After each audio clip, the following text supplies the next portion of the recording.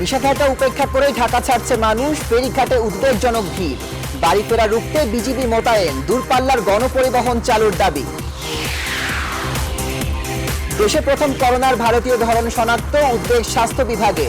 প্রকোপ থাকা পর্যন্ত স্থল সীমান্ত বন্ধ, আরও ৪৫ প্রাণহানি।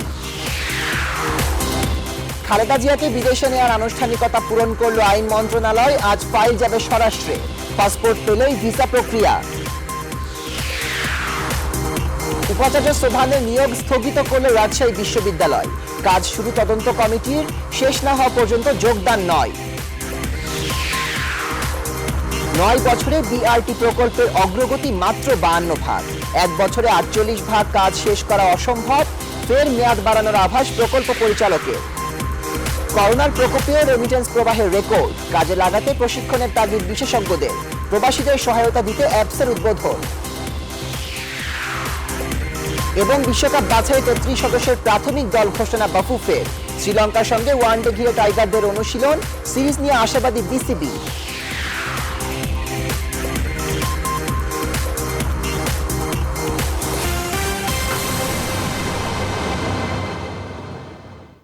রেইনবো অলরাউন্ডার এক্সটেরিয়র পেইন্ট, বাংলাদেশের আবহাওয়া উপযোগী একমাত্র পেইন্ট। স্বাগত নিউজ 24 সংবাদে, আপনাদের সাথে আছি আমি রাগিব রহমান। দেখছিলেন শিরোনাম। এছাড়াও সংবাদে থাকছে স্বল্প আয়ের মানুষের জন্য 10 টাকার অন্যরকম ঈদ বাজারের খবর।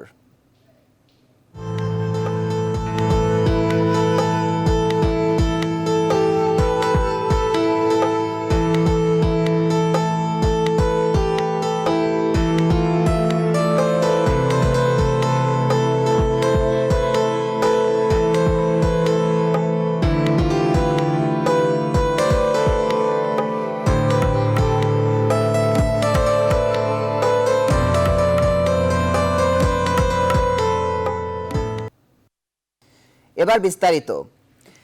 বাড়ি ফিরতে রাতেও ফেরিঘাটে মানুষের ভিড়। রাতের সে চিত্র তুলে ধরতে এই মুহূর্তে মাওয়া ফেরিঘাট থেকে সরাসরি যোগ দিচ্ছেন সহকর্মী হাবিবুল ইসলাম হাবিব। হাবিব, বাড়ি ফেরা রুখতে বিজিবি মোতায়েন করা হয়েছে আমরা জানি, এখন সবশেষ কি অবস্থা দেখতে পাচ্ছেন?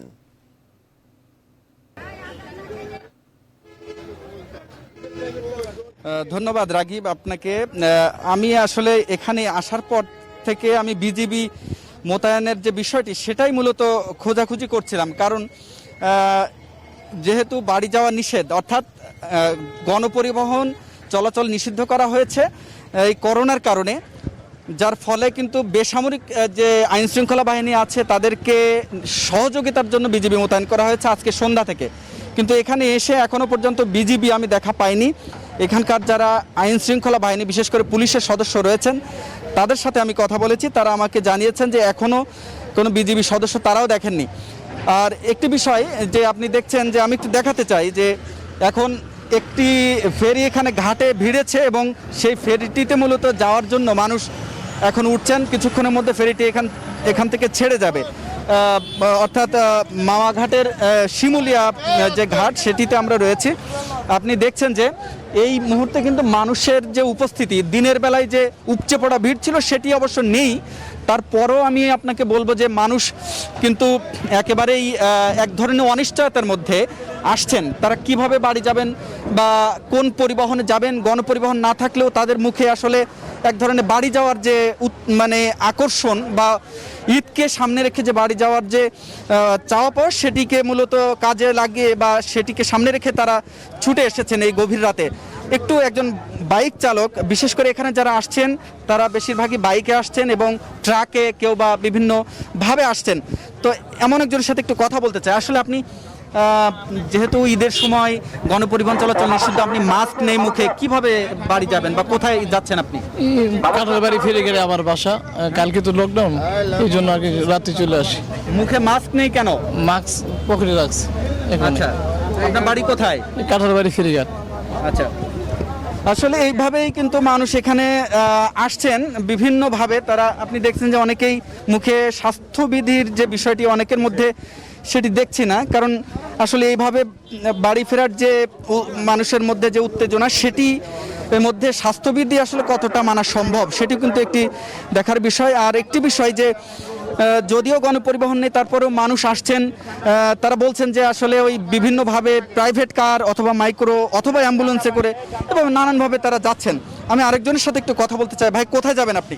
বাড়ি যাবো। বাড়ি যাচ্ছেন? বাড়ি কোথায়? নড়াইল। মুখে মাস্ক নেই কেন? মাস্ক আছে ভাই। আচ্ছা আচ্ছা আচ্ছা।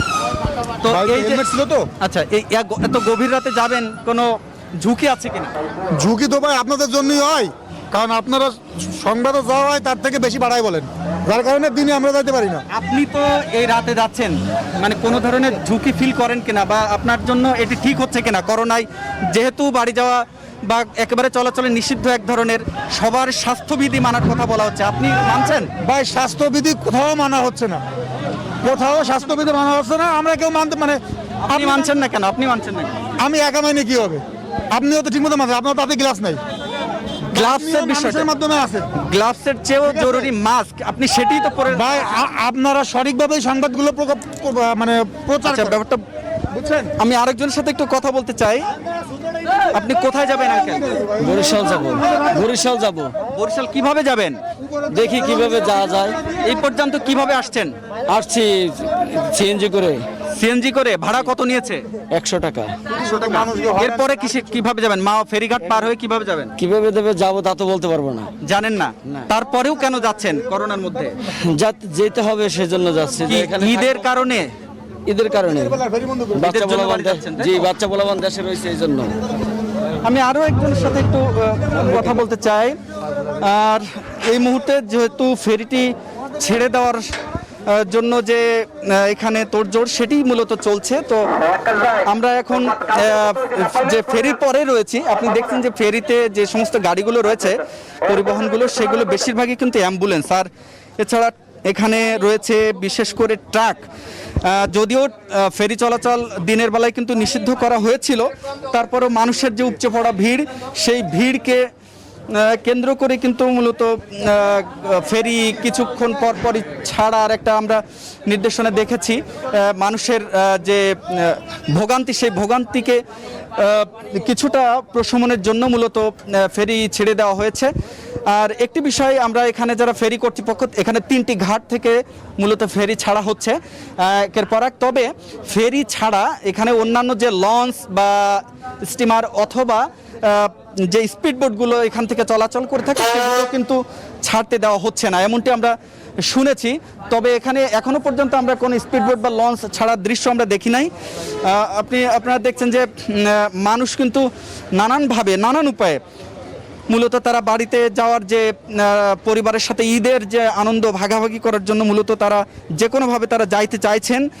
আর তবে একটি বিষয় আসলে লক্ষণীয়, যখন করোনার এই মহামারীর মধ্যে যখন ভারতের ভেরিয়েন্টটা যখন আজকে শনাক্ত হলো বাংলাদেশে, তখন কিন্তু আপনি দেখছেন যে মানুষের যে বাড়ি যাওয়ার যে আয়োজন, সেটি আসলে প্রশ্নবিদ্ধ অবশ্যই বলতে হবে। কারণ এই মহামারীর মধ্যে সকল বাধা নিষেধ উপেক্ষা করে কেউ দেখেন লঞ্চে, এই যে ফেরিতে জীবনের ঝুঁকি নিয়ে মানুষ যাচ্ছেন। তাদের আসলে চাওয়া যে কোনো মূল্যে তারা বাড়ি ফিরতে চান, পরিবারের সাথে তারা ঈদকে সামনে রেখে তারা তাদের স্বজনদের সাথে যেন ঈদের আনন্দটা ভাগাভাগি করতেন। যদিও আসলে এই সময় এই আনন্দ কতটা আনন্দ থাকবে, সেটিও কিন্তু একটি বিষয়। তো এভাবে মোটামুটি সন্ধ্যার পর থেকে একের পর এক ফেরিগুলো এই মাওয়াঘাট থেকে মুন্সিগঞ্জের যে অপর প্রান্ত পদ্মা নদীতে, সেখানে মোটামুটি একে একে ছেড়ে যাচ্ছে। তো এই ছিল মোটামুটি মাওয়াঘাট থেকে আমার কাছে মানুষের বাড়ি ফেরার সার্বিক চিত্র। রাগিব। জি, অসংখ্য ধন্যবাদ আপনাকে। দর্শক, আমাদের সাথে যুক্ত ছিলেন আমাদের সহকর্মী হাবিব, তিনি জানাচ্ছিলেন মাওয়া ফেরিঘাট থেকে সর্বশেষ অবস্থা। এদিকে যাত্রী চাপে বন্ধ রাখা যায়নি শিমুলিয়া ও পাটুরিয়া নৌপথের ফেরি চলাচল।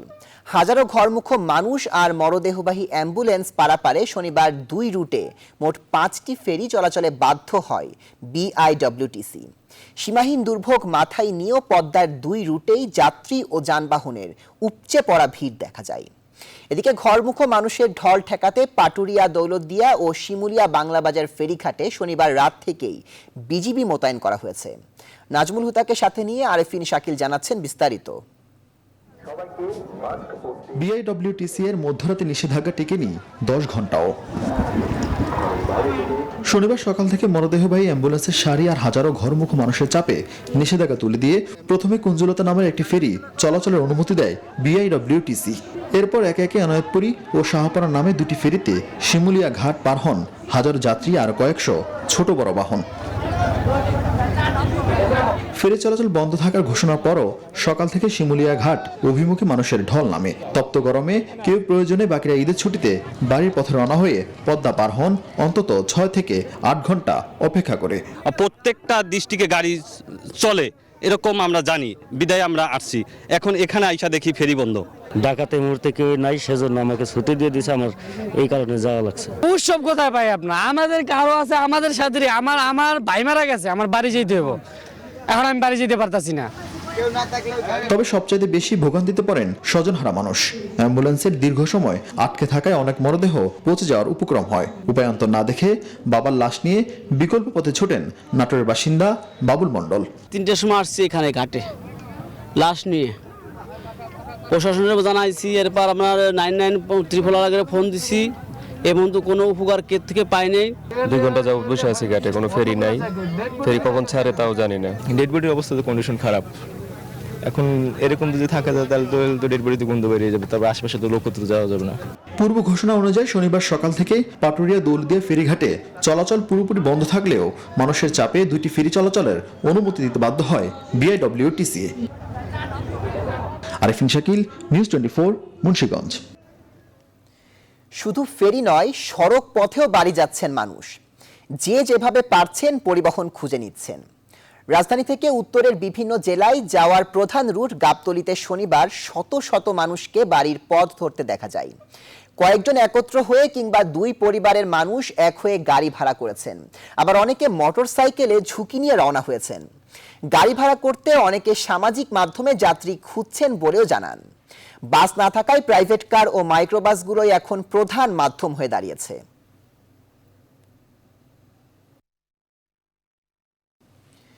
অবিলম্বে দূরপাল্লার বাস চালুর দাবি জানিয়েছে বাংলাদেশ শ্রমিক পরিবহন ফেডারেশন। দুপুরে প্রেস ক্লাবে এক সংবাদ সম্মেলনে সংগঠনটির সভাপতি শাহজাহান খান বলেন, ঈদের আগেই তাদের দাবি মানা না হলে ঈদের পর অবস্থান কর্মসূচি পালন করা হবে। ভিত্তিতে দাবিগুলো আমরা পেশ করেছি। আমরা চাই, আমরা সরকারের নিকট আমাদের বিনীত অনুরোধ, ঈদের পূর্বে দূরপাল্লার বাস যেন চালু করার অনুমতি দেওয়া হয়। স্বাস্থ্যবিধি মেনে মোট আসনের অর্ধেক যাত্রী নিয়ে দূরপাল্লার গণপরিবহন সহ সকল গণপরিবহন এবং স্বাভাবিক মালামাল নিয়ে পণ্য পরিবহন চলাচলের সুযোগ দিতে হবে। 2 ক লকডাউনের কারণে কর্মহীন সড়ক পরিবহন শ্রমিকদের আসন্ন ঈদের পূর্বে আর্থিক অনুদান ও খাদ্য সহায়তা প্রদান করতে হবে। বাংলাদেশে করোনা ভাইরাসের ভারতীয় ভ্যারিয়েন্ট পাওয়ার তথ্য দিল আইইডিসিআর। শনিবার স্বাস্থ্য বিভাগের অতিরিক্ত মহাপরিচালক নাসিমা সুলতানা জানান, ভারত থেকে বেনাপুল দিয়ে আসা 6 জনের শরীরে কোভিড-19 ভাইরাসের উপস্থিতি পাওয়া গেছে, যাদের মধ্যে 2 জনের দেহে পুরোপুরি ভারতীয় ভ্যারিয়েন্ট নিশ্চিত করেছেন চিকিৎসকরা। বিশেষজ্ঞরা বলছেন, সর্বোচ্চ সতর্ক না থাকলে এবার বাংলাদেশকে এই মহামারী চরম মূল্য দিতে হতে পারে। বিস্তারিত জানাচ্ছেন লাকমিনা জাসমিন সোমা। যে কোনো ভাইরাস ক্রমাগত নিজের ভেতরে মিউটেশন বা পরিবর্তন ঘটিয়ে নতুন রূপ ধারণ করতে থাকে। সেই নতুন রূপকে বলা হয় নিউ ভ্যারিয়েন্ট। অধিকাংশ ক্ষেত্রে নতুন ভ্যারিয়েন্ট মূল ভাইরাসের চেয়ে দুর্বল হলেও কোনো কোনোটি হয় আরও বেশি শক্তিশালী ও মরণঘাতী। গেল অক্টোবরে গবেষকরা ভারতে যে নতুন ভ্যারিয়েন্ট আবিষ্কার করেন, সেটি কোভিড-19-এর তেমনই এক মরণঘাতী ভ্যারিয়েন্ট। এবার বাংলাদেশে এলো ভারতের সেই ভয়ঙ্কর ধরন। সম্প্রতি সীমান্ত বন্ধের মধ্যে বিশেষ ছাড়পত্র নিয়ে পেট্রাপোল বেনাপোল হয়ে যারা দেশে ফিরেছেন, তাদের 2 জনের দেহে ধরা পড়েছে ভারতীয় ভ্যারিয়েন্ট। শনিবার স্বাস্থ্য বিভাগের অতিরিক্ত মহাপরিচালক নাসিমা সুলতানা জানান, ভারত ফেরত 8 জনের মধ্যে 6 জনের দেহে কোভিড-19 শনাক্ত হয়েছে। এর মধ্যে 2 জনের নিশ্চিতভাবে এবং 4 জনের আংশিক ভারতীয় ভ্যারিয়েন্ট পেয়েছেন ডাক্তাররা। আইডিসিআর এর তথ্য মতে তারা 6টির মধ্যে পজিটিভ পেয়েছে। যেই 6টির মধ্যে আসলে 4টি খুব ক্লোজ ইন্ডিয়ান ভ্যারিয়েন্টের মধ্যে আর 2টি কনফার্ম, এবং যশোর বিজ্ঞান প্রযুক্তিও বিশ্ববিদ্যালয় তারাও একই রকম রেজাল্ট পেয়েছে। ভারতীয় ভ্যারিয়েন্টটির সংক্রমণ ক্ষমতা অনেক বেশি হওয়ায় সবাইকে সর্বোচ্চ সতর্ক থাকার পরামর্শ স্বাস্থ্য বিভাগের। এখন আসলে আমাদের খুবই হাই টাইম বা উচ্চ সময় বলবো যে সবগুলো সতর্কতা মেনে চলা, আমরা যে কোনো ভয়াবহ পরিস্থিতি থেকে নিজেদেরকে সুরক্ষিত রাখার জন্য। ভারতের সাথে সীমান্ত পুরোপুরি বন্ধ রাখা সহ এখনই কার্যকরী উদ্যোগ না নিলে বাংলাদেশকে তার চরম মূল্য দিতে হতে পারে বলে অভিমত ভ্যাকসিন এক্সপার্ট রিভিউ কমিটির। আশা বন্ধ করার জন্য সর্বোচ্চ সামর্থ্য প্রয়োগ করবেন আর খুবই দ্রুত মলিকুলার সার্ভেলেন্সের বন্দোবস্ত করবেন। বাংলাদেশেও নতুন ভ্যারিয়েন্ট তৈরি হবে, এগুলো মনিটর করার জন্য যদি মলিকুলার সার্ভেলেন্সের ক্যাপাসিটি অতি দ্রুত বাড়ানো না যায় তবে বাংলাদেশ আসলে মহামারী মোকাবেলায় পিছিয়ে পড়া দেশগুলোতে পড়ে যেতে পারে। ভারতের সাথে সীমান্ত বন্ধ ঘোষণার পর এ পর্যন্ত প্রায় ২৫০০ বাংলাদেশি বিশেষ ছাড়পত্র নিয়ে দেশে ফিরেছেন। লাকমিনা জেসমিন, সোমা, নিউজ 24, ঢাকা। যতদিন পর্যন্ত ভারতের করোনা পরিস্থিতি ভালো না হয় ততদিন পর্যন্ত স্থল সীমান্ত বন্ধ থাকবে। নিউজ 24-কে জানিয়েছেন জনপ্রশাসন প্রতিমন্ত্রী ফরহাদ হোসেন। তিনি জানান, চলমান অসতর্কতামূলক কেনাকাটা এবং বাড়ি ফেরা অব্যাহত থাকলে লকডাউনের সময় আরও বাড়বে। সীমান্তে এখন তো যেটা অবস্থা, পরিস্থিতি বুঝে সীমান্ত ওপেন করা হবে। তো মনে করেন যে ভারতের অবস্থা আরো খারাপের দিকে, অর্থাৎ এখন তো অবশ্যই আমরা এটা চিন্তা ভাবনা করছি ওখানে এখন কন্টিনিউ হবে যতদিন পর্যন্ত ওখানে তো পরিস্থিতি ভালো না হয়। আমাদের লকডাউন দেওয়ার ইচ্ছা নাই, কিন্তু যেভাবে মানুষজন আপনার এই যে মাস্ক ছাড়া ঘুরছে, ঢাকা শহরে শপিং করছে, আমাদের আশঙ্কা যদি এরকম ভাবে করতে থাকে এই গত কয়েকদিন ধরে, এবং তাতে করে আমাদের তো এই 15 দিন পর তার এক সপ্তাহ 2 সপ্তাহ পর দেখা যাবে। তো সেক্ষেত্রে আমাদের তো মানে এটা ভালো কোনো আমরা পাচ্ছি না, আলামত পাচ্ছি না। এইটার জন্য তো তখন তো আরো ব্যাপক বেড়ে যেতে পারে। মানুষ যদি এই যে যদি শতভাগ মাস্কটা পড়তো, এই ব্যবস্থা হচ্ছে আমাদের আইন যতটুকু পারমিট করে সে আইন অনুযায়ী তো আমরা স্ট্রিক্ট। এদিকে 24 ঘন্টায় করোনা ভাইরাসে আক্রান্ত হয়ে দেশে আরো 45 জনের মৃত্যু হয়েছে আর নতুন করে 1285 জন শনাক্ত হয়েছে। শনিবার বিকেলে স্বাস্থ্য অধিদপ্তরের নিয়মিত বুলেটিনে এসব তথ্য জানিয়েছে। এ নিয়ে দেশে করোনায় আক্রান্ত হয়ে এখন পর্যন্ত মারা গেলেন 11,878 জন আর আক্রান্ত হয়েছেন মোট 7,72,127 জন। একদিনে সুস্থ 2,492 জন সহ মোট সুস্থ হয়েছেন 7,06,833 জন। গত 24 ঘন্টায় করোনার নমুনা পরীক্ষা করা হয়েছে 14,703টি। এর মধ্যে আক্রান্ত হয়েছেন 1,285 জন। নমুনা পরীক্ষা বিবেচনায় আক্রান্তের হার 8.74%।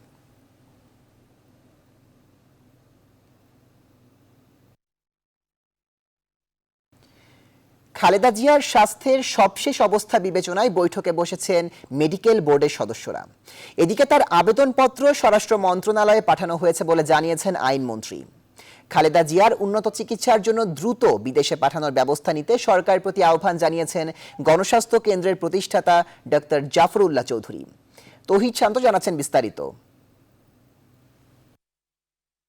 শনিবার দুপুরে খালেদা জিয়ার সবশেষ শারীরিক পরিস্থিতি নিয়ে জরুরি বৈঠকে বসে তার জন্য তৈরি মেডিকেল বোর্ড। যদিও এখনো তার স্বাস্থ্য পরিস্থিতি নিয়ে কোনো আপডেট জানাননি চিকিৎসকেরা। এদিকে আইনমন্ত্রী জানিয়েছেন, বিএনপি চেয়ারপারসনের বিদেশে যাওয়ার আবেদনপত্রটি আইন মন্ত্রণালয় থেকে স্বরাষ্ট্র মন্ত্রণালয়ে পাঠানো হচ্ছে। পরবর্তী সিদ্ধান্ত স্বরাষ্ট্র মন্ত্রণালয় নেবে। আজকে আমার অভিমত দিয়ে স্বরাষ্ট্র মন্ত্রণালয় পাঠিয়ে আর কালকে সকালে যাবে আর স্বরাষ্ট্র মন্ত্রণালয় যদি মনে করেন করবে, আমি করব।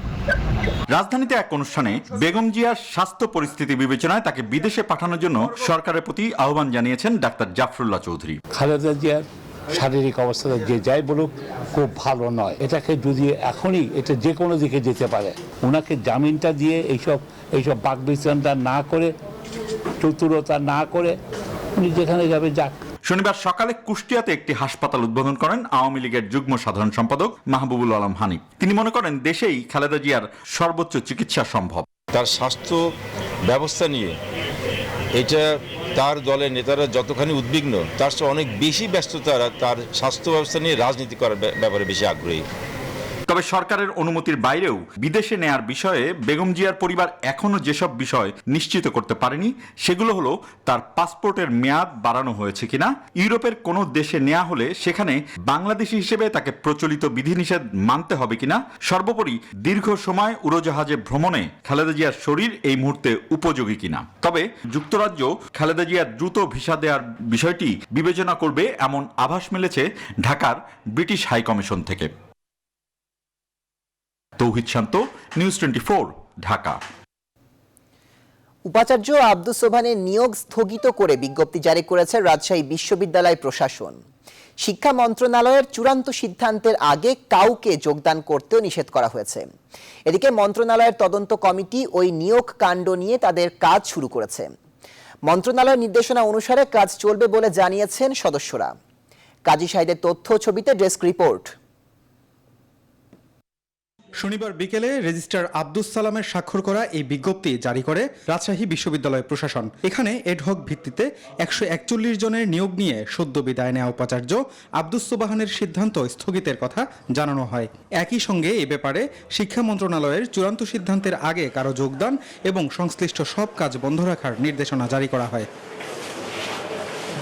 শনিবার সকালে রাজশাহী বিশ্ববিদ্যালয়ে পৌঁছায় শিক্ষা মন্ত্রণালয়ের তদন্ত কমিটি। দিনভর বিভিন্ন দপ্তর ও কর্মকর্তাদের সঙ্গে কথা বলেন সদস্যরা।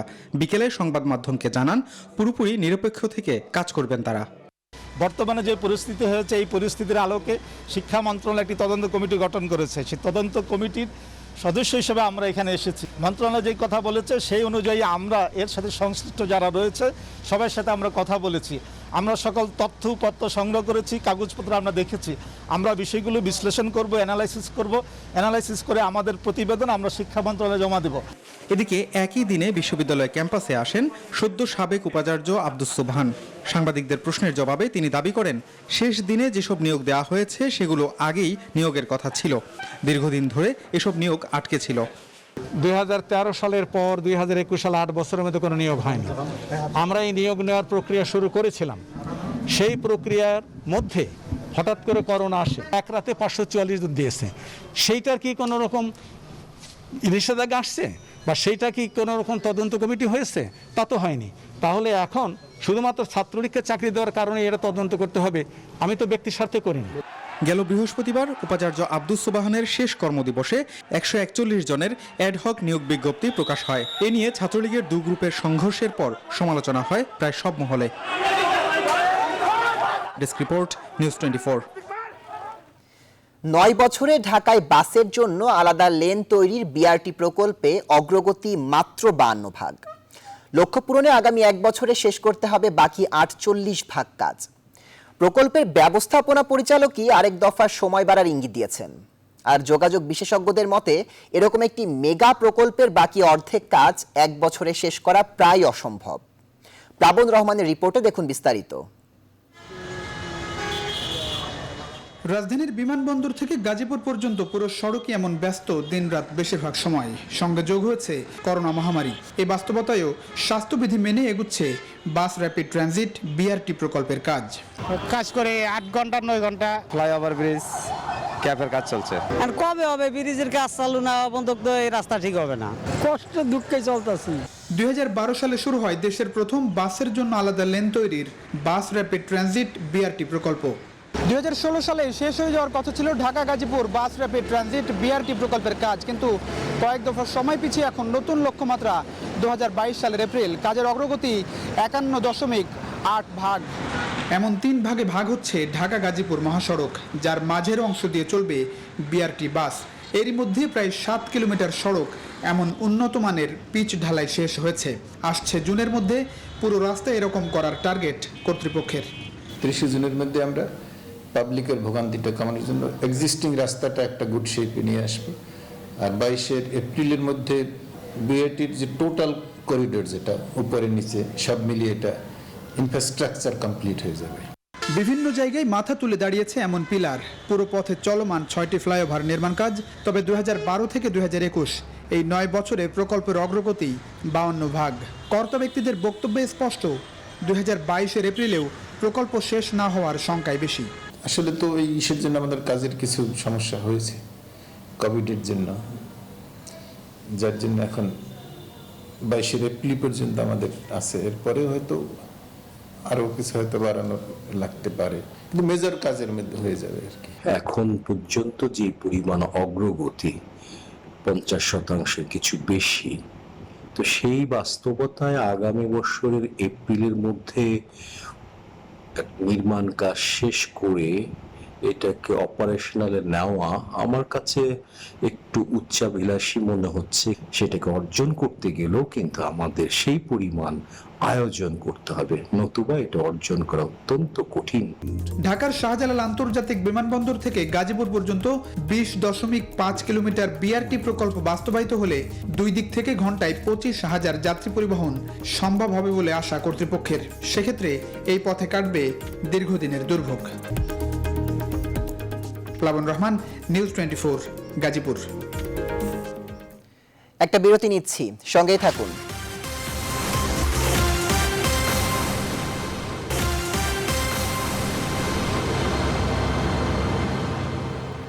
আবারও স্বাগত, দেখছেন নিউজ 24। সোহরাওয়ার্দী উদ্যানের গাছ কাটা নিয়ে অবগত সরকার। এ বিষয়ে উদ্বিগ্ন না হওয়ার আহ্বান জানিয়েছেন সড়ক পরিবহন ও সেতুমন্ত্রী ওবায়দুল কাদের। শনিবার নিজ বাসভবন থেকে অনলাইন ব্রিফিংয়ে কথা জানান তিনি। পিতা বঙ্গবন্ধু শেখ মুজিবুর রহমানের 7ই মার্চের ঐতিহাসিক ভাষণ পাকিস্তানি হানাদার বাহিনীর সারেন্ডার করার জায়গা দর্শনীয় করে তোলার জন্য প্রকল্প হাতে নেওয়া হয়েছে। এই প্রকল্পে জলাধার সৃষ্টি ও বৃক্ষরোপণ কর্মসূচি পরিকল্পিতভাবে নেওয়া আছে। কাজেই পরিবেশ নিয়ে কারো উদ্বিগ্ন হওয়ার কোনো কারণ নেই। কোভিড-19 পরবর্তী বিভিন্ন জটিলতা মোকাবেলায় ফিজিওথেরাপি ও পুনর্বাসন চিকিৎসা নিয়ে আন্তর্জাতিক গবেষণাধর্মী কনফারেন্স করেছে Bangladesh physiotherapy association. Hotel Sonargaon pan প্যাসিফিকে অনুষ্ঠিত এই কনফারেন্সে অনলাইনে যুক্ত হন ডেপুটি স্পিকার ফজলে রাব্বি মিয়া, শিক্ষামন্ত্রী দীপু মনি, দুর্যোগ ও ত্রাণ ব্যবস্থাপনা প্রতিমন্ত্রী ডক্টর এনামুর রহমান ও সংসদ সদস্য সাইফুজ্জামান শেখর।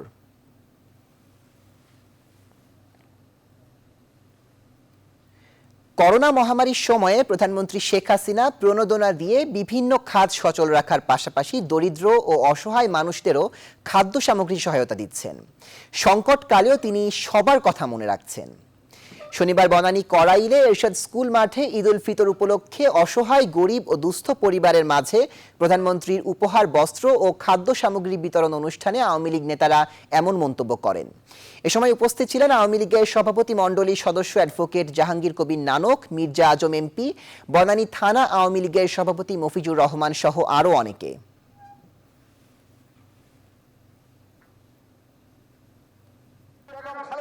তারেক রহমান 50 বছর রাষ্ট্র ক্ষমতায় থাকার জন্য শেখ হাসিনাকে হত্যা করতে চেয়েছিলেন।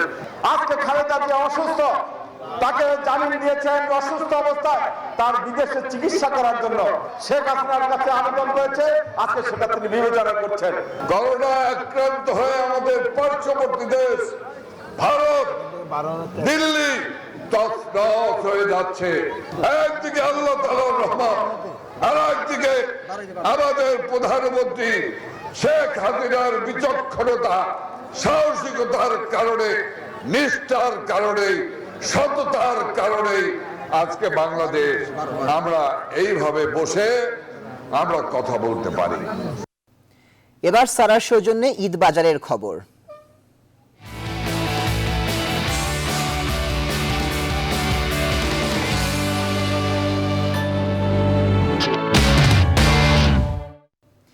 ঈদের আগে শেষ সরকারি ছুটির দিনে রাজধানীর প্রতিটি মার্কেট, শপিং মলে ছিল মানুষের উপচে পড়া ভিড়। মানুষের এমন উপস্থিতিতে বেড়েছে বেচা বিক্রির পরিমাণও। সামনে বিক্রি আরও বাড়বে বলে আশা করছেন দোকানিরা। নাইমাল জিকোর প্রতিবেদন। সপ্তাহ বাদে ঈদ, আর এই ঈদের আনন্দকে বাড়িয়ে তুলতে কেউ নিজের জন্য, কেউ বা স্ত্রী, সন্তান বা বাবা মায়ের জন্য নতুন পোশাক কিনতে ভিড় করেছেন রাজধানীর মার্কেট ও শপিং মলগুলোতে। দীর্ঘদিন পর কেনাকাটা করতে পেরে যেন প্রাণ ফিরে পেয়েছেন ক্রেতারা। তাই তো উপচে পড়া ভিড়ে করোনা সংক্রমণের ঝুঁকি নিয়েও কেনাকাটা করতে পেরে বাঁধ ভাঙা খুশি এখানে আসা ক্রেতাদের। খুব ভালো লাগতেছে, 1 বছর পর লকডাউনের পর এটা ফার্স্ট টাইম। অসুস্থ হলে আমাদের বাসে এসি আছে, নো প্রবলেম। জুতা ভালো লাগতেছে, জুতা কিনলাম, তারপরে ব্যাগ কেনাকাটা করলাম, জামা কেনাকাটা করলাম। মানুষের এমন সরব উপস্থিতিতে দোকানীদের বিক্রি বেড়েছে বহুগুণ, তবুও আশা অনুযায়ী বিক্রি বাড়েনি বলে জানান বিক্রেতারা। কাস্টমার কম, গাড়িগুলি লেগে দূরত্ব আইতে পারে নাই, এই জন্য মানুষ আসলে কি দেখা যাচ্ছে একজনের লোক 2-3 জন আয়, এই জন্য বেশি দেখা যায় আর কি। সবাই তার এক ধরনের কাজই আসে না, একজনের জুতা কিনতে আসে, একজন ইটে আসে। মঙ্গলবার সাপ্তাহিক বন্ধ থাকলেও ঈদের আগে এদিন ক্রেতাদের সুবিধার্থে মার্কেট ও শপিং মল খোলা থাকবে বলে জানায় নিউ মার্কেট কর্তৃপক্ষ। নাইম আলচিকো, নিউজ 24, ঢাকা। 10 টাকার ঈদ বাজার, সেই বাজারে কি নেই? পোশাক থেকে শুরু করে ল্যাপটপ, গিটার সহ সব রকমের নিত্য প্রয়োজনীয় জিনিস। আর এসবের ক্রেতা ছিলেন স্বল্প আয়ের মানুষ। বছর ঘুরে আসা ঈদের আনন্দকে ভাগ করে নিতেই এমন ঈদ বাজারের উদ্যোগ নেয় বিশ্ববিদ্যালয় শিক্ষার্থীদের স্বেচ্ছাসেবী সংগঠন সুইচ বাংলাদেশ ফাউন্ডেশন। সুকন্যা আমিরের প্রতিবেদন। ঈদ উদযাপনে কেনাকাটায় ব্যস্ত যখন নগরবাসী, ঠিক তখন কোনো রকম খেয়ে পড়ে দিন চালাচ্ছেন এই মানুষগুলো।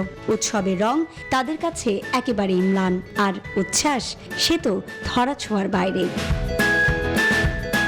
এসব স্বল্প আয়ের মানুষের জন্য ঈদ কেনাকাটার সুযোগ করে দিয়েছে বিশ্ববিদ্যালয় শিক্ষার্থীদের স্বেচ্ছাসেবী সংগঠন সুইচ বাংলাদেশ ফাউন্ডেশন, যাদের উদ্যোগে রাজধানীর মোহাম্মদপুর ঢাকা উদ্যানে 10 টাকায় ঈদের পোশাক কিনবার সুযোগ হয়েছে নিম্নবিত্তদের। 10 টাকা দেওয়া সেলার কামিজ কিনছি না তুললে ইনকাম নাই, গরিব মানুষ আমরা, এত দাম দিয়ে কিভাবে কিনবো, তাই এখান থেকে আমরা কিনছি। আমার আম্মু আব্বু কিছু কিনে দেয় না, এই জন্য আমি আম্মুর জন্য একটা শাড়ি কিনছি। এখানে অনেক পুতুল ছিল, আম্মু আমার 10 টাকা দিয়ে কিনে দিছে। 200 এর আমার এখান থেকে শাড়ি কিনে দিছে, আমি এই শাড়ি কিনতে নামাজ পড়বো। শার্ট, পাঞ্জাবি, শাড়ি, সালোয়ার কামিজ, খেলনা, ল্যাপটপ, গিটার সহ সব রকমের নিত্য প্রয়োজনীয় জিনিসের পসরা ছিল 10 টাকার ঈদ বাজারে। পছন্দ অনুযায়ী বিভিন্ন বুথ থেকে এগুলো সংগ্রহ করেন স্বল্প আয়ের ক্রেতারা। যারা আসলে বেশি দিন জামা কাপড়গুলো ব্যবহার করি না, তারপর বাসায় ফেলে দিই, তো সেই কাপড়গুলো কালেক্ট করে আমরা এই সব মানুষের জন্য বিভিন্ন বস্তির মধ্যে ইতিমধ্যে বিতরণ করেছি। আমরা সবাই সাথে যখন কাঁধে কাঁধ মিলে একসাথে ঈদ উদযাপন করতে পারি, সেই কারণেই আমাদের এই আয়োজনটা। বছর ঘুরে আসে ঈদ, সেই ঈদ আনন্দ চাইলে এভাবেও ভাগাভাগি করা যায়, কারণ আনন্দ ভাগ করলেই তো দ্বিগুণ হয়। সুকন্যা আমির, নিউজ 24, ঢাকা। রাজধানীর মিরপুরে পুলিশ স্টাফ কলেজের সুরভি কোয়ার্টারে শনিবার দুপুরে দরিদ্র মানুষের মাঝে ঈদ খাদ্য সামগ্রী বিতরণ করেছে বসুন্ধরা গ্রুপ। করোনা ভাইরাসের প্রকোপের পর থেকেই শ্রমজীবী নিম্ন আয়ের অসহায় মানুষের মাঝে চাল, ডাল সহ নানা খাদ্য সামগ্রী বিতরণ অব্যাহত রেখেছে দেশের শীর্ষ শিল্প প্রতিষ্ঠান বসুন্ধরা গ্রুপ। এরই ধারাবাহিকতায় শনিবার নিম্ন আয়ের মানুষদের স্বাস্থ্যবিধি মেনে দেয়া হয় ত্রাণ। বিভিন্ন স্থান থেকে আসা শ্রমজীবী ও করোনার কারণে কর্মহীন মানুষরা এসব পণ্য সামগ্রী পেয়ে খুশি। বসুন্ধরা গ্রুপের চাল, ডাল, আটা, সেমাই, সুজিগুলো আমরা কালের কণ্ঠ শুভ সংঘের মাধ্যমে সারা দেশের বিভিন্ন হতদরিদ্র মানুষের কাছে পৌঁছে দিচ্ছি। আমরা একজনে দিছে খাবার, ঈদের খাবার দিছে। করোনা আমরা কাজ কাম করতে পারি না, আমরা অনেক কষ্ট করে চলি, এখন বসুন্ধরা থেকে আমাকে খাবার দিছে, আমাকে অনেক ভালো লাগতেছে। এবার ফার্স্ট সিকিউরিটি ইসলামী ব্যাংক অর্থ বাণিজ্যের সংবাদ।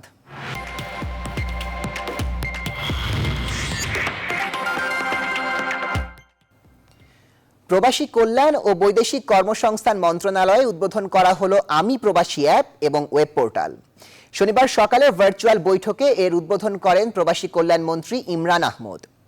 বিশেষ অতিথি ছিলেন প্রধানমন্ত্রী কার্যালয়ের মুখ্য সচিব ডক্টর আহমদ কাইকাউস। এ সময় তারা বলেন, অভিবাসী কর্মীদের পাঠানো রেমিট্যান্স আর্থ সামাজিক অবস্থার বিকাশে গুরুত্বপূর্ণ ভূমিকা রাখছে। এই অ্যাপ্লিকেশন প্রবাসী অভিবাসন প্রক্রিয়ায় বিরাজমান জটিলতা দূর করবে বলেও মনে করেন তারা।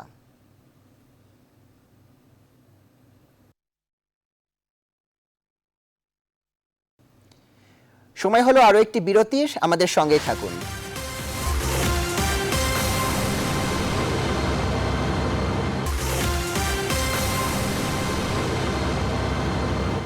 আবারও স্বাগত, দেখছেন নিউজ 24। করোনার দ্বিতীয় ধাপে দুস্থ ও অসহায় 2000 পরিবারকে খাদ্য সামগ্রী বিতরণ করেছে মজুমদার গ্রুপ। এ সময় প্রতিষ্ঠানের চেয়ারম্যান আব্দুল কাশেম মজুমদার, ব্যবস্থাপনা পরিচালক ASM Shamsuddin Majumdar, Bangladesh gas producer and importer অ্যাসোসিয়েশনের সভাপতি নুরুল ইসলাম ও সেক্রেটারি জেনারেল জয়নুল আবেদিন মজুমদার সহ আরও অনেকেই উপস্থিত ছিলেন।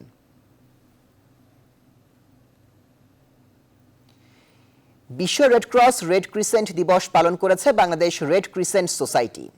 শনিবার সকালে সোসাইটি প্রাঙ্গণে জাতীয় ও রেড ক্রিসেন্ট পতাকা উত্তোলনের মধ্য দিয়ে দিবসের কার্যক্রম শুরু করেন রেড ক্রিসেন্ট সোসাইটির চেয়ারম্যান নূর উর রহমান। উপস্থিত ছিলেন সোসাইটির মহাসচিব ফিরোজ সালাউদ্দিন সহ আরও অনেকে। পরে এক ভার্চুয়াল আলোচনা আয়োজন করা হয়। দিবস উপলক্ষে দিনব্যাপী কর্মসূচি পালন করে রেড ক্রিসেন্ট সোসাইটি।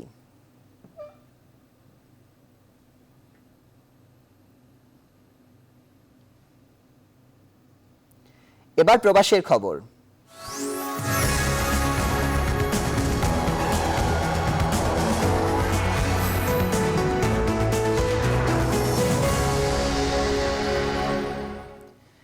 যুক্তরাজ্যের লন্ডন অ্যাসেম্বলিতে সদস্য হিসেবে নির্বাচিত হয়েছেন প্রথম বাংলাদেশি নারী রাজনীতিবিদ মেরিনা মাসুমা আহমেদ। বাংলাদেশের নারায়ণগঞ্জের মেয়ে মেরিনা আহমেদ যুক্তরাজ্যের লেবার পার্টি থেকে লন্ডন অ্যাসেম্বলি মেম্বার হিসেবে নির্বাচনে অংশ নেন। শুক্রবার সাউথ ওয়াক ও ল্যাম্বেথ এলাকার ফলাফলে তাকে বিজয়ী ঘোষণা করা হয়। ব্রিটেনের গেল সংসদ নির্বাচনে সাউথ ইস্ট লন্ডনের বেকেনহাম আসন থেকে লেবার পার্টির প্রার্থী ছিলেন ব্যারিস্টার মেরিনা আহমেদ। মা বাবার সঙ্গে 6 মাস বয়সে ব্রিটেনে আসেন মেরিনা। গেল 30 বছরের বেশি সময় ধরে লেবার পার্টির সক্রিয় সদস্য হিসেবে রাজনীতি করছেন মেরিনা। লন্ডনের ঐতিহ্যবাহী টাওয়ার ব্রিজে আয়োজিত এক সর্বধর্মীয় অনুষ্ঠানে শুক্রবার বাংলাদেশি বংশোদ্ভূত ব্রিটিশ নাগরিক কাজী শফিকুর রহমান ইফতারের আগে মাগরিবের আজান দিয়ে সবাইকে মুগ্ধ করলেন। এ নিয়ে বিশেষ প্রতিবেদন প্রকাশ করেছে মধ্যপ্রাচ্যের সংবাদ মাধ্যম আরব নিউজ। প্রতিবেদনে উল্লেখ করা হয়, মক্কার পবিত্র মসজিদের মুয়াজ্জিন শেখ আলী আহমদ মোল্লার অবিকল সুরে শফিকুরের আজানের ধ্বনি শুনে সবাই অবাক হয়ে যান। ছোটবেলা থেকে আজান দেওয়ার অভ্যাস কাজী শফিকুর রহমানের। তিনি মূলত ব্যবসায়ী। ইফতারের আগে অনুষ্ঠানে হঠাৎ করেই তাকে আজান দিতে বলা হয়। এ সময় তার আজানের সুর অনুষ্ঠানে মুগ্ধতা ছড়ায়। অনেকে ভিডিও করে সামাজিক যোগাযোগ মাধ্যমে ছড়িয়ে দিয়েছেন।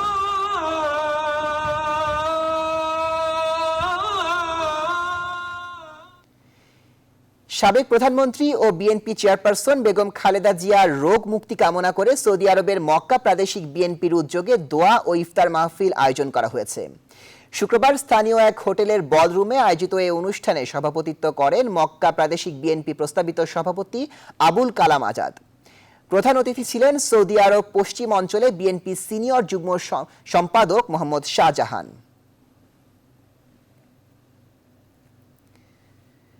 করোনার সময়ে সারা পৃথিবীতে অর্থনৈতিক সংকট তৈরি হয়েছে, কিন্তু এসবের মাঝেই প্রবাস থেকে বাংলাদেশে পাঠানো রেমিটেন্স অতীতের রেকর্ড ভেঙেছে। আশার খবর হচ্ছে যুক্তরাজ্যের প্রবাসীদের বৈধ পথে টাকা পাঠানোর পরিমাণ আগের চেয়ে বেড়েছে। যুক্তরাজ্য থেকে আসম মাসুমের তথ্য ও চিত্রে ডেস্ক রিপোর্ট। পৃথিবীর বিভিন্ন দেশে বাংলাদেশিরা ছড়িয়ে থাকলেও ইউরোপের মধ্যে যুক্তরাজ্যেই বাঙালির সংখ্যা সবচেয়ে বেশি। গেল এপ্রিল মাসে এদেশ থেকে 206 কোটি 70 লাখ ডলার রেমিটেন্স পাঠিয়েছেন প্রবাসীরা, যা গত বছরের এপ্রিল মাস থেকে 89.11% বেশি। বাংলাদেশেও রেমিটেন্সের পরিমাণ কিন্তু গত বছর এই সময় 2020 এপ্রিলের জায়গায় 1067 মিলিয়নের জায়গায় আপনার প্রায় 2093 মিলিয়ন, which is 89% growth। সারা বছর বিভিন্ন সময় পাঠালেও যুক্তরাজ্য প্রবাসী বাংলাদেশিরা দেশে থাকা আত্মীয় স্বজনদের জন্য ঈদে বিশেষভাবে আলাদা টাকা পাঠিয়ে থাকেন। আমরা বিভিন্ন সময়ে যেমন রমজান ও ঈদও ঈদাত আমরা দান খয়রাত করি বা সাহায্য সহযোগিতা করি আত্মীয় স্বজনদের। লকডাউনের সময় যুক্তরাজ্য থেকে প্রবাসী বাংলাদেশিদের অনলাইনে বৈধ পথে টাকা পাঠানোর পরিমাণ বেড়ে গিয়েছিল বলে জানান মানি ট্রান্সফার ব্যবসায়ীরা। এইবার একটু বেশি হয়েছে, কারণ হইল এইবার আমাদের সবগুলা, তারপরে আমরা মোটামুটি ভালোই, তবে বেশিরভাগ সবাই অনলাইনে আমাদেরকে পেমেন্ট দিয়ে দিছে, আমরা অনলাইনে সব পেমেন্ট করছি। মহামারীতে সারা বিশ্বের ব্যবসা ও অর্থনীতিতে নেতিবাচক প্রভাব পড়েছে, কিন্তু তা সত্ত্বেও নানা সমস্যার মাঝেও প্রবাসীরা স্বজনদের জন্য টাকা পাঠাচ্ছেন, যা দেশের অর্থনীতিতে অনেক বড় অবদান রাখছে। Desk report, news 24। এবার খেলার খবর। শ্রীলঙ্কার বিপক্ষে ঘরের মাঠে 3 ম্যাচের ওয়ানডে সিরিজকে সামনে রেখে অনুশীলন করছে জাতীয় ক্রিকেট দল।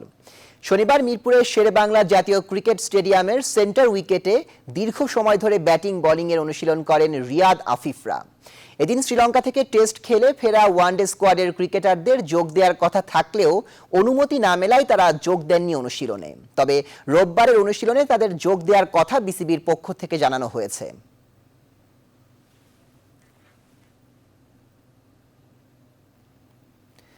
কাতারে অনুষ্ঠিত হতে যাওয়া ফিফা বিশ্বকাপ বাছাই পর্বে অংশ নেওয়ার লক্ষ্যে 33 সদস্যের প্রাথমিক দল ঘোষণা করেছে বাফুফে। এর মধ্যে 5 জন অনূর্ধ্ব 23 পর্যায়ের ফুটবলারও আছেন। বাফুফের ন্যাশনাল টিমস কমিটির নিয়মিত সভা শনিবার ভার্চুয়াল প্ল্যাটফর্মে অনুষ্ঠিত হয়।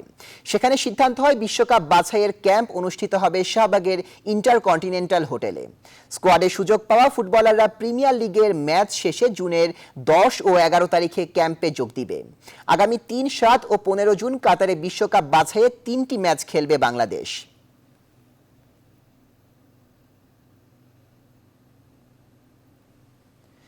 এখন এ পর্যন্তই। আরো খবর ও বিশ্লেষণ জানতে ভিজিট করুন www.news24bd.tv। সাথে থাকার জন্য সবাইকে ধন্যবাদ।